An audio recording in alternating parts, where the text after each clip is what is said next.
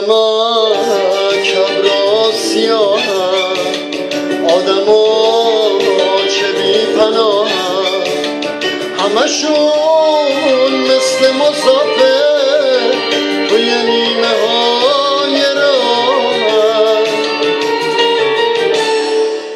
لبا بسته چشا گریون، همه جا رنگ زمستون، تا دلت بخواب پرنده، همه زخمی همه بیجون، شبمون یه تخت سنگه، آسمون کبودی رنگه، میدونی حوصله‌ای نیست توی سینه دل تنگه، یه طرف درای بسته، یه طرف بغض شکسته، توی کوچه ها خزیدم با پای زخمی و بسته، آدمک گلابی گلدون، خونه درخت و بیرون، باغچه ها مثل کبیرن، لباشون تشنه بارون.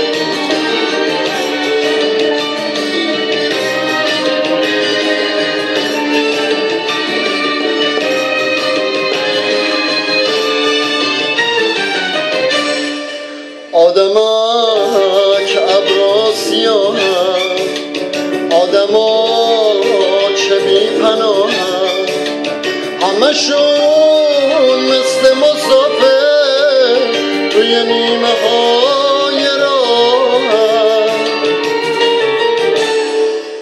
لبا بسته چشا گریون، همه جا رنگ زمستون، تا دلت بخواب پرنده، همه زخمی همه بیجون،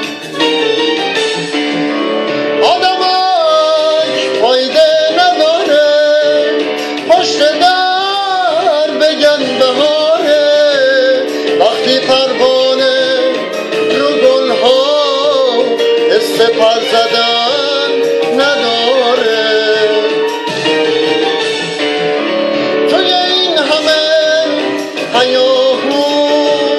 منم اینجا نگرونم، جای دست مهربونش دست پاییزه روشونم،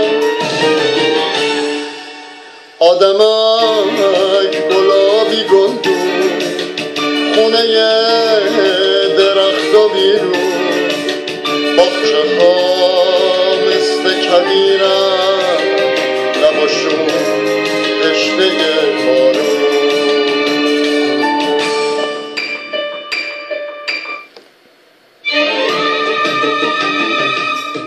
ترانه آدمک بود از آقای حمید هامون. امروز پنجشنبه 3 مرداد ساعت 23 و 25 دقیقه. امیدوارم خوش ببینید بچه‌ها.